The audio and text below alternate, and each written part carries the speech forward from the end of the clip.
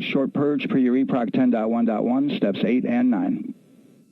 10.1.1, 8 and 9 going to work. Copy. CVSE NTD, start and verify recordings of our Orion cameras. Copy. Okay. Well, there you heard it. RSR NTD. RSR. They're getting ready to start terminal count. SNA arm rotation enable at this time, please. It's currently at T-minus 10 minutes. Once we wrap up this last bit of work, SNA arm rotation enable complete. We're going to start that clock. Copy that, thank you. Integrity crew, close and lock visors.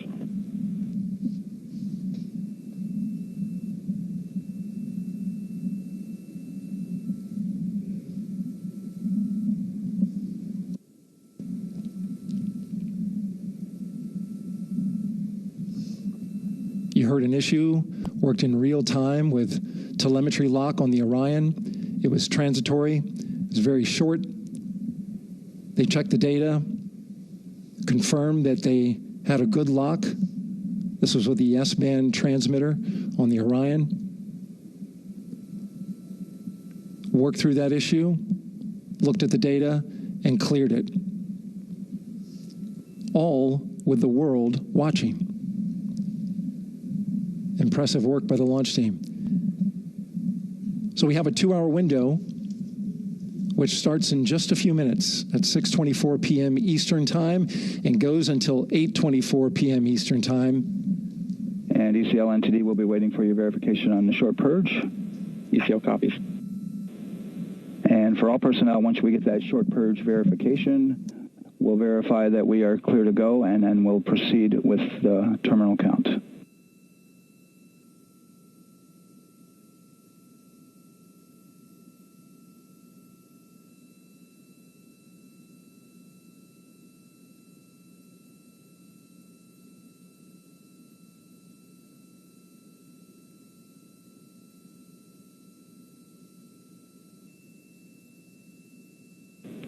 ECL time estimate? About a minute. Copy.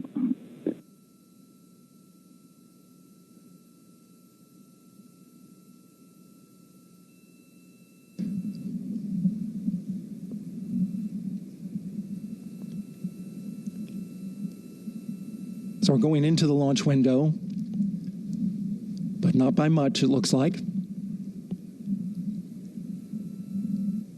Just wrapping up some final work.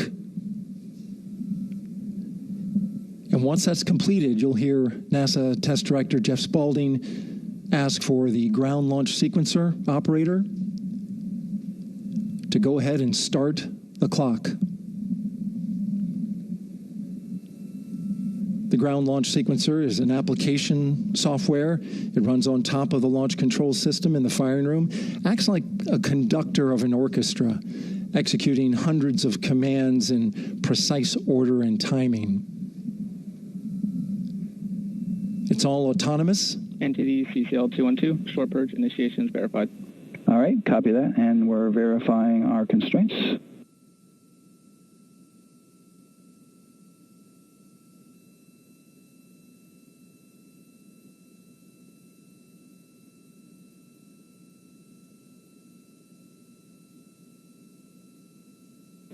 All right, and we're clear from cutouts. And with that, we're going to resume the clock momentarily. And CGLS, you can resume the clock on your mark. GLS copies. 3, 2, 1, mark. GLS mainline has been initiated. T-minus 10 minutes and counting.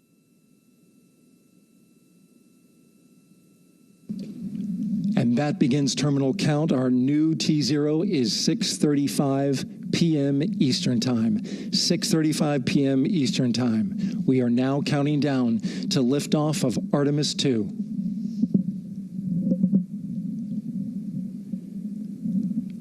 From now on, you're going to hear two voices on the loops. If everything goes nominally, NASA Test Director Jeff Spaulding, who's directly managing the launch team, and Alex Bendelos, the GLS operator who closely monitors the software. He has the ability to stop and restart the countdown.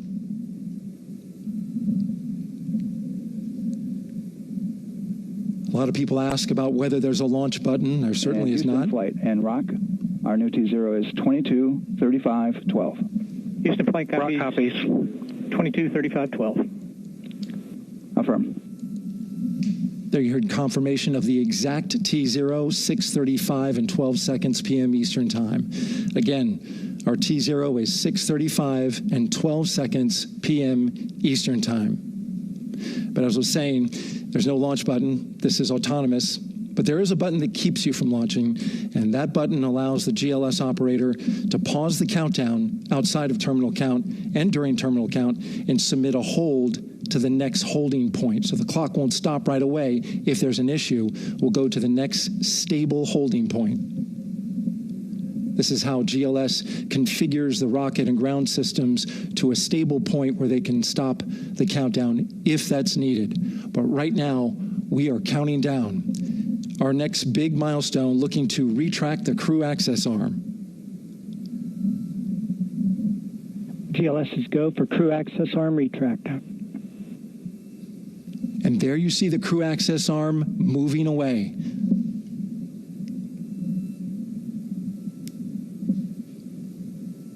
That's the path that the astronauts took to ingress into the rocket.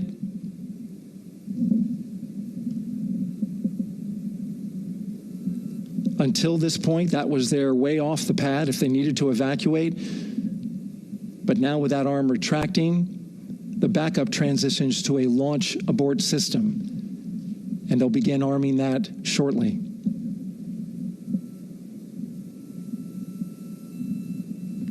Of course, the launch abort system, great shot there of the crew access arm retracting away. The launch abort system is the tower at the top, and that's what would pull Orion and its crew off the top of the rocket in case of an emergency, whether it's on the ground or in flight. This is critical safety hardware that protects the lives of the astronauts.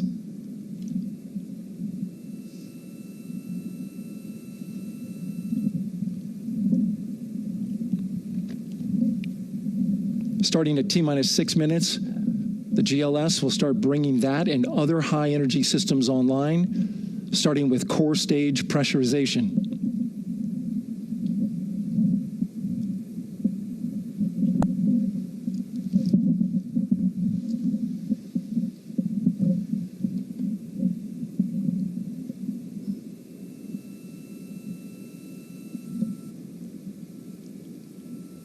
Weather is 90% go. The range is go. All systems are go.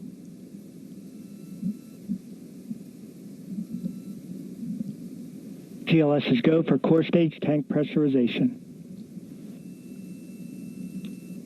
That means the replenish valve for the liquid hydrogen tank has now closed, and that tank is beginning to pressurize to flight levels because that hydrogen is naturally boiling inside the tank. Get the liquid oxygen tank a little later in the count.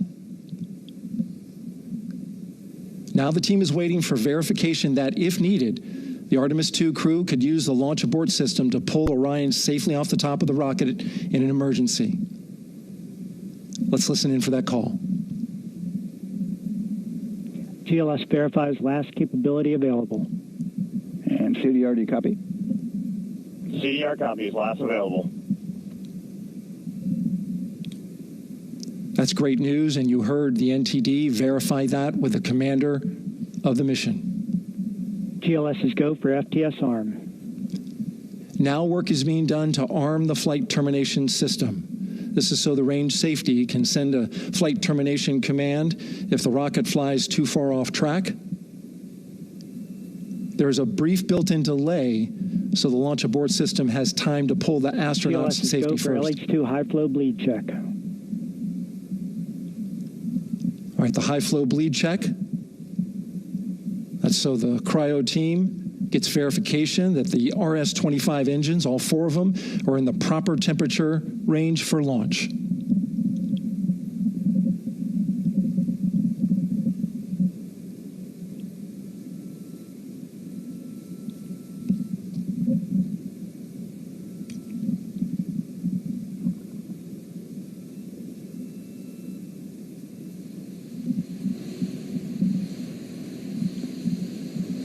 GLS is go for core stage APU start.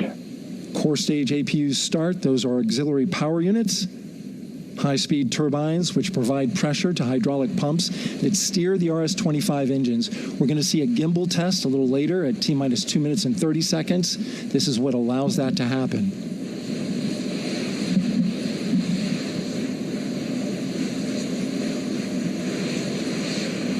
Coming up in about 20 seconds, we're listening for go for purge sequence 4. That's a helium purge of the 4 core stage engines downstream of the propellant valve. This gets all the air and moisture out of there.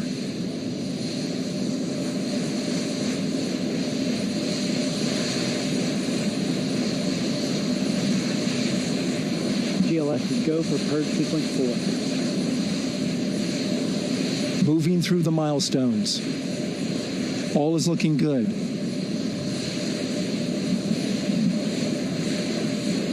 Coming up in just a few seconds, we're going to get that thrust vector control actuator test. This is a gimbaling of the engines.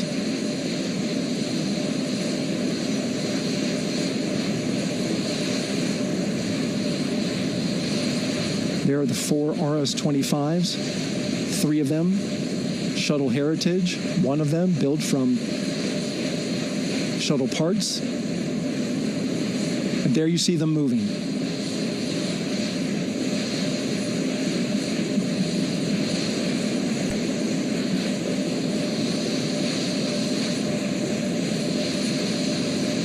Now we're going to start moving the power from both the upper stage and the lower stage of the rocket to internal, taking ground power away and now going to battery power. GLS is go for upper stage to internal power. All right, power is removed from the rocket's upper stage, the ICPS, and it's been switched to battery. Same milestone for the lower core stage coming up at T-minus 1 minute and 30 seconds. Right now, the 4-person Artemis II crew is 248,000 miles away from the moon. And if all goes well, they will fly by it in 6 days. GLS is go for core stage to internal power. All right, there's the rocket's core stage, which houses 3 flight computers, is now on its own power. There's no more hold time because there's no more margin on these batteries. So we would have to recycle back to T-minus 10 to recharge if we had a hold.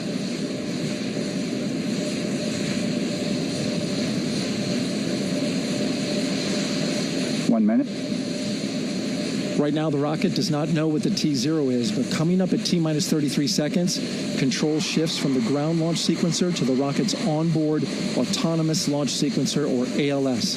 The rocket will count itself down, but honor any holds that could come from the ground. Now, shortly after liftoff, Houston will take control of the rocket, and my colleague Gary Jordan will take over commentary.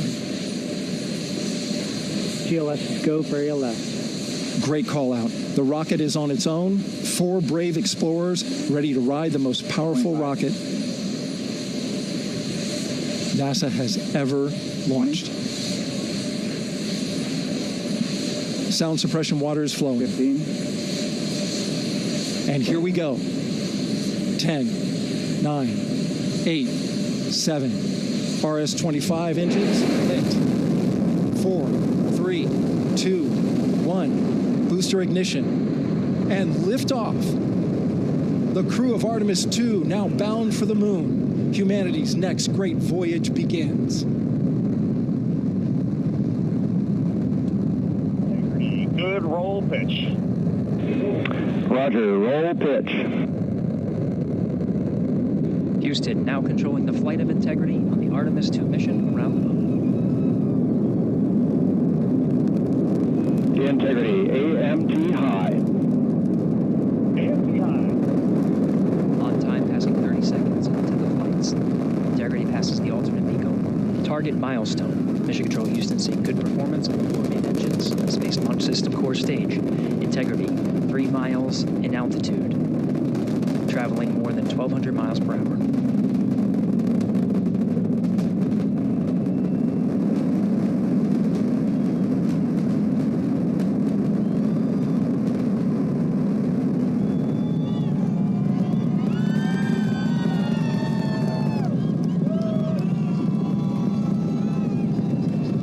Mission elapsed time, passing 1 minute, approaching max Q. On, Ponce de Leon. Stan, we have you loud and clear on Ponce de Leon. Have you the same? Communication signal transfer confirmed as Integrity and its crew go supersonic. Approaching 90 seconds into the Artemis II mission. Integrity is 14 miles in altitude, 8 miles downrange, traveling more than 2,600 miles per hour.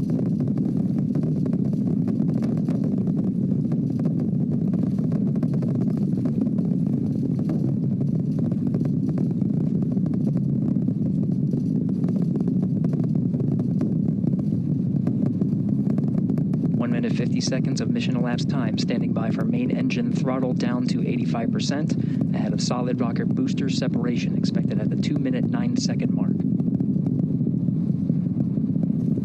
We see throttle down.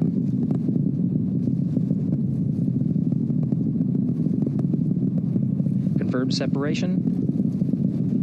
Main engines throttling up, guidance converged.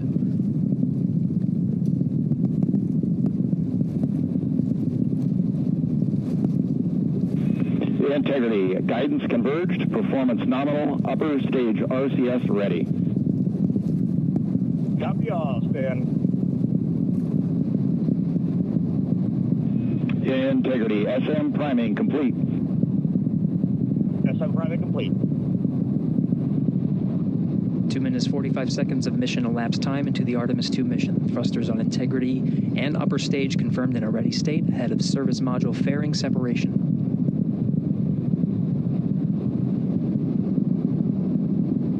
3 minutes into the flight, Integrity 49 miles in altitude, 78 miles downrange, now passing 5,000 miles per hour.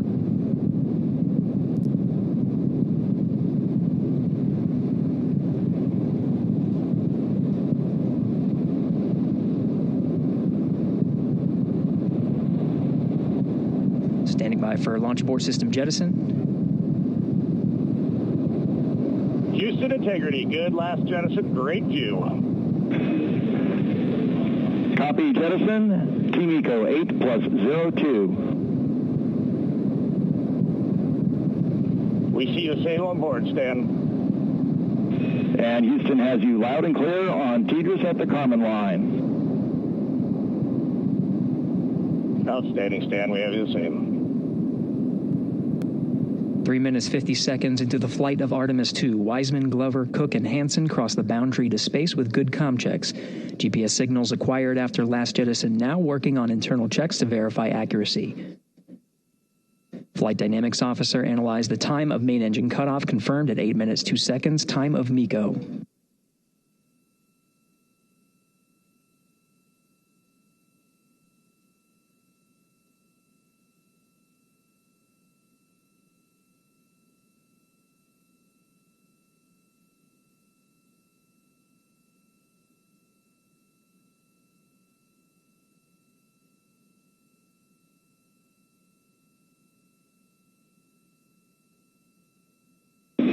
Integrity, GPS processing.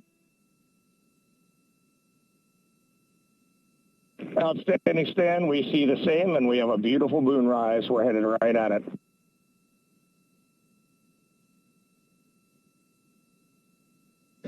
Approaching 5 minutes into the flight, Commander Reed Wiseman confirms he has visuals of his destination. GPS guidance, navigation, and control software finishes internal checks and sends to navigation channels.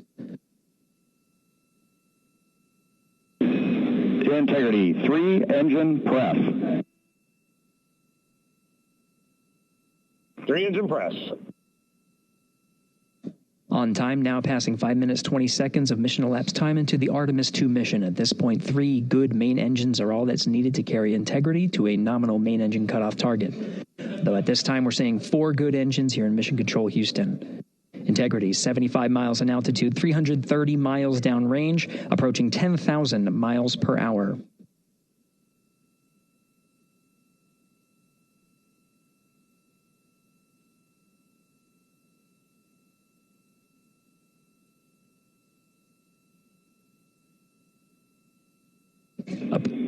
Integrity, looking good at 6 minutes. Same on board, Stan. good trajectory, and engine performance. Booster officer will soon report the shutdown plan to Flight Director Judd Freeling, expected at the 7-minute mark. Integrity, 78 miles in altitude, 460 miles downrange. Integrity, expect nominal shutdown. Integrity copies nominal shutdown.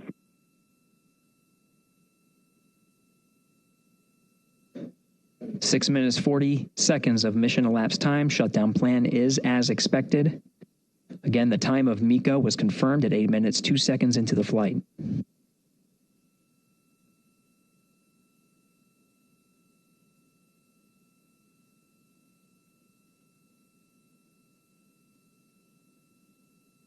Seven minutes of mission elapsed time.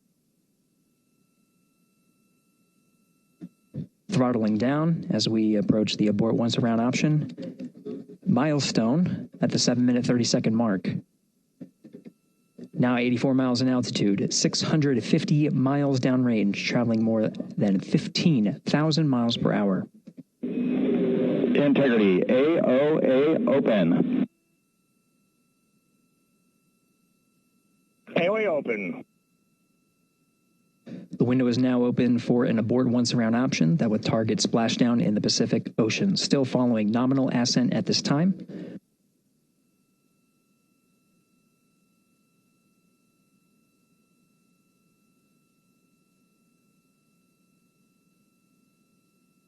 About 10 seconds remaining until the main engine cutoff of the Space Launch System core stage.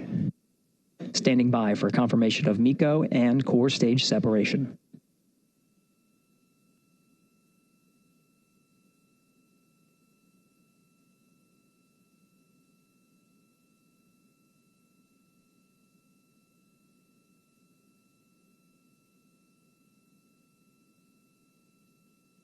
Integrity and nominal MECO, core stage separated.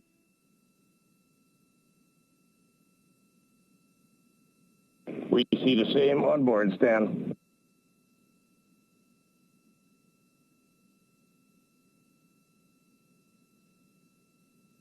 Eight minutes, 40 seconds into the flight, we have a nominal main engine cutoff heading in the right trajectory on the way to swing around the moon. Core stage has separated, done its job. The Space Launch System upper stage, the interim cryogenic propulsion stage, or ICPS, still attached to the Orion spacecraft.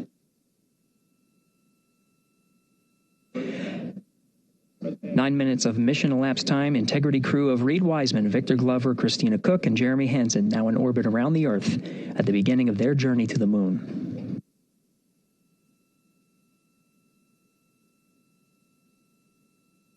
Integrity Houston, looking ahead to PRM, numbers so far per the pad.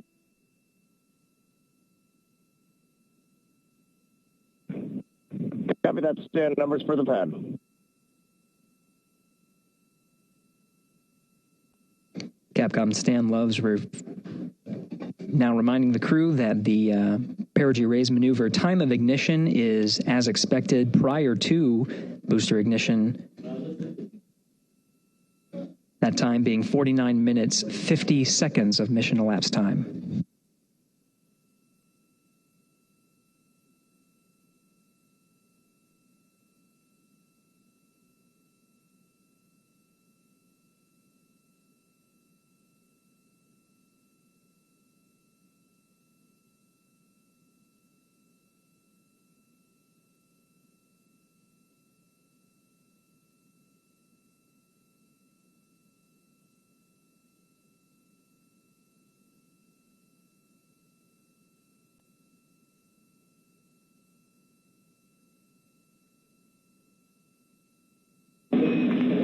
Integrity, good, NEDS deploy.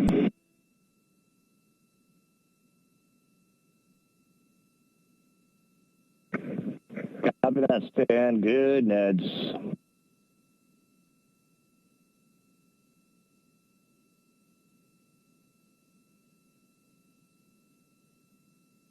And Integrity Houston for PWD setup, just a reminder, halfway open on the secondary. We copy that, Stan, halfway open.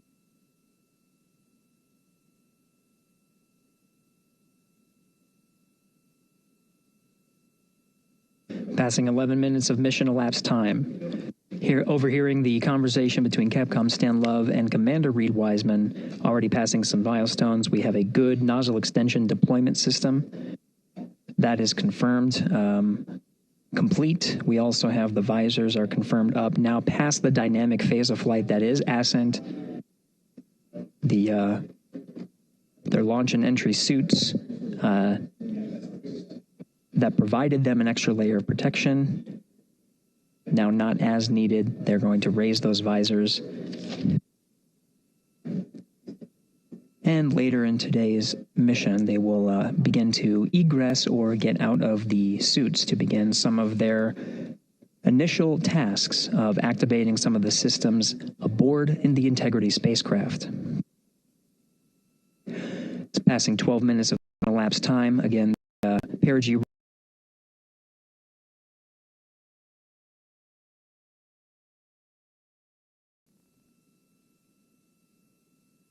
In the meantime, mission specialists Christina Cook and Jeremy Hansen will start some of the activation of environmental control life support systems. You may hear confirmation of their activation over the Orion to Earth communication network.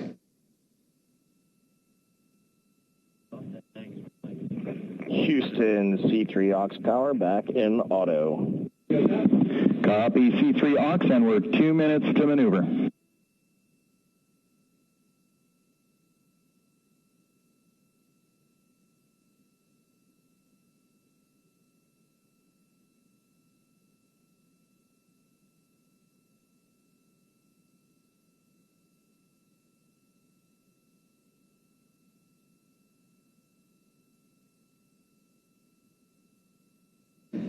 "13 minutes and 30 seconds of mission elapsed time. We're going to continue to follow the crew of the Artemis II mission. They are beginning their journey around the moon to verify the systems that will take us to its surface. An incredible ascent.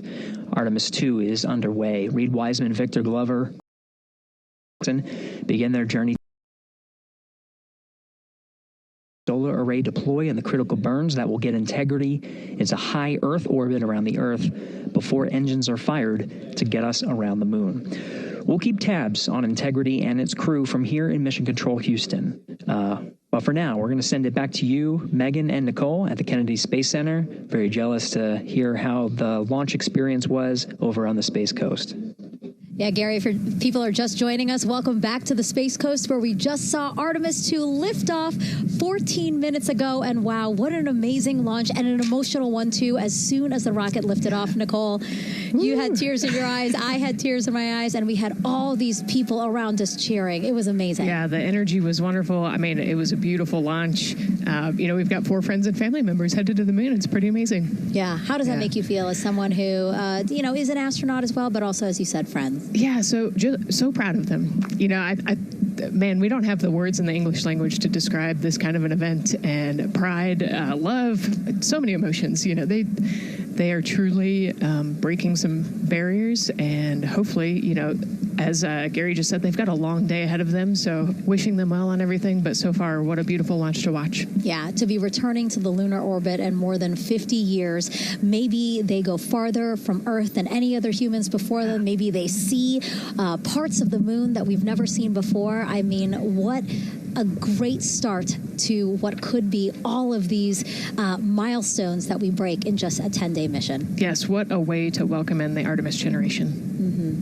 Yeah, how do you feel? I mean, we saw some beautiful shots we were covering of course, the rocket, of course, the Earth falling away as we continued up into our ascents, but also some of those crowd shots where we saw young and old, just emotional, overcome by this history-making moment. Man, we are going back to the moon for all, and we saw that today. We saw that in all the crowds. And you guys just saw that view, the sunrise or sunset, I guess. They just made it over the crest of the Earth, and you could see the sun peeking over. One of my favorite views from space, and I can't imagine what they're looking at now, and I can't wait to see what they're looking at in about 5 or 6 days. Yeah. And, you know, I know a lot of people are like, you know what, I'm surprised this launched on the first try, because we know, like any little thing, we have to be keeping safety in mind, and we want to make sure we're ready to go. But we were ready to go, and I think it surprised a lot of people. What a wonderful surprise on this Wednesday evening. It did, you know, and it kind of surprised me as well. But, you know, it's just a testament to the team here that has been working so hard on Artemis. You know, Artemis 1, we learned a ton of lessons. We learned a ton from the wet dress for Artemis 2. We were able to go in, fix those things. We even had a couple mishaps today, not mishaps, but a couple,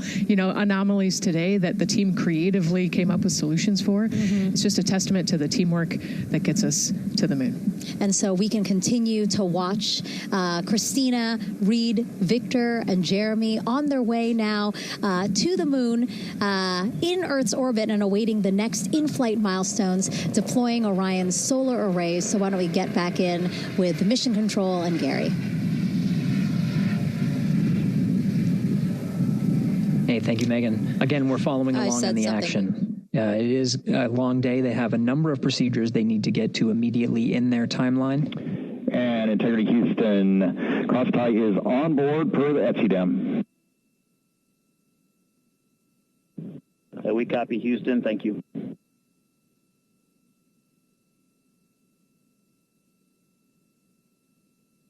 Cross-tie referring to flight controllers here initiating a connection between some of the batteries aboard the Orion spacecraft, allowing for an even distribution of power. This is the flight control teams that took us through ascent of the Artemis 2 mission today. Right now we're, as you see, passing 18 minutes of mission elapsed time. The Orion spacecraft integrity and the interim cryogenic propulsion system are maneuvering tail to sun. It is in this orientation, this attitude. Integrity anywhere until that momentary prop caution.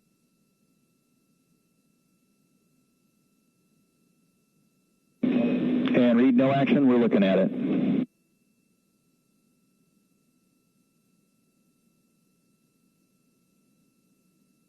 Commander Reed Wiseman verifying what is being routed to his displays aboard Integrity.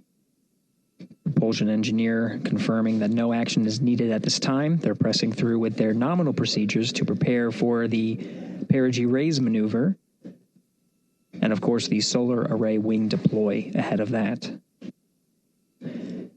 The solar wing deploy is a critical milestone. We'll continue to have our coverage follow the mission until that deployment. Successful launch is just the beginning. The deployment of the solar arrays and successful confirmation that those solar array wings are drawing power is a significant milestone and says to the flight control teams that we will continue on today's mission. Power needs to be drawn to continue through some of the next milestones. Until then, the AOA open option that was called up upon ascent, the aboard once around, is the current option, and aboard to orbit option ATO will be switched to a preferred mode at the time that the solar array wings are deployed and latched. It gives the flight control teams a little bit more flexibility. Yeah, Integrity Houston, update on TDRS handover for your pad.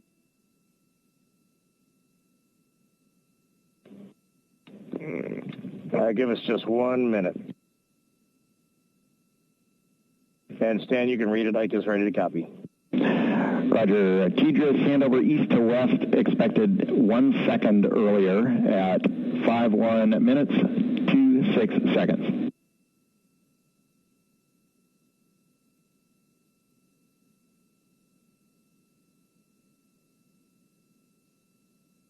Hi, Stan. We copy 1 second earlier for 5126 TDRS east to west, and saws are starting to deploy. Thermal knives are firing.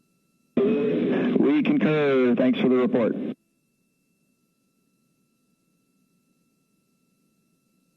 Read back of the reports that you just heard on the Orion to Earth network. Integrity has maneuvered tail to sun. The RL-10 nozzle on the end of the ICPS is pointed towards the sun, and the solar array deployment sequence has begun. With the deployment confirmed, it'll be several minutes until they are what is called in a latched position. Once they are latched and confirmed to be drawing power, they can switch the mode to ATO and continue along the mission. The teacher's handover at the pad, that message meant the crew was provided some preliminary numbers of when to expect handovers between the tracking and data relay satellites. Currently orbiting Earth at an altitude of 545 statute miles above the Earth, they are in a near-Earth network communication system. The tracking and data relay satellites, geosynchronous satellites that are stationed about 23,000 miles above the Earth. After the apogee rays burn, that occurs later today, the burn itself will put them in an altitude that surpasses the range of the tracking and data relay satellites, and they will transition to the deep space network today. And integrity for prompt messages, we see two temperature measurements right near the line. It's a momentary message you saw earlier. We're going to suppress those. It's CM helium heater 2 T1 and heater 1 T1. They're going suppressed. Integrity, thank you. We see the same.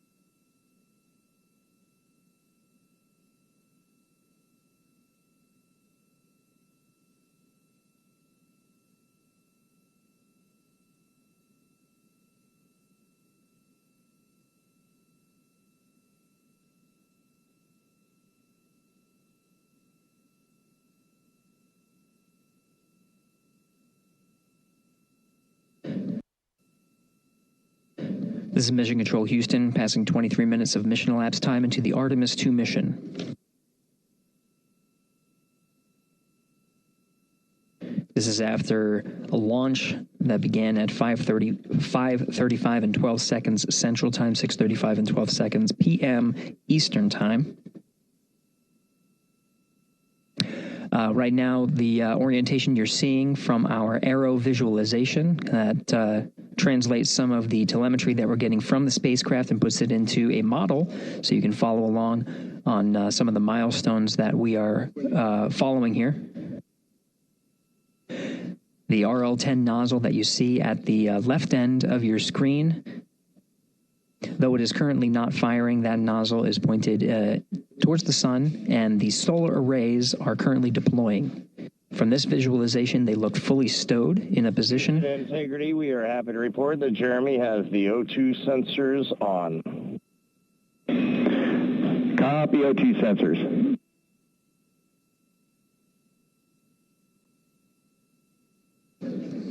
Again, Commander Reed Wiseman and pilot Victor Glover overseeing the deployment of the solar arrays. And we'll follow the attitude maneuver changes ahead of the first burn of the ICPS engine, the perigee raise maneuver. Integrity Houston, we see 4 saws deployed and latched, ready for ATO preferred. Yeah, we're almost there in the procedure stand, and we see the same thing. And Integrity Houston, we are seeing a 7-second miscompare between the MET on Orion and ICPS. We'd like you to read us the MET from your center status bar and for the ICPS on StackSum.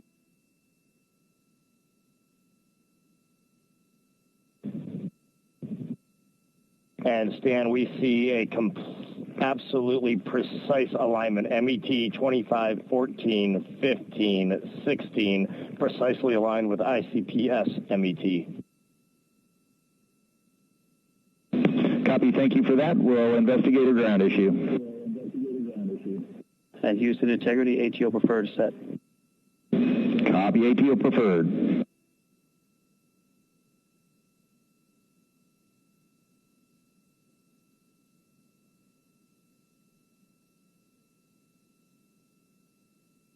This is Mission Control Houston, 25 minutes, 45 seconds into the flight of Artemis II. We have confirmation that all 4 solar array wings are deployed and latched. This is the configuration needed to switch to ATO preferred, which you did hear confirmed from pilot Victor Glover. That mode has been switched. There was also a discussion with Capcom Stan Love and Commander Reed Wiseman about the alignment of the MET clocks on the Orion spacecraft and the ICPS. Commander Reed Wiseman confirmed the clocks are in sync, no issues. They're going to investigate it on the ground. We're proceeding with today's mission. 26 minutes of mission elapsed time and counting.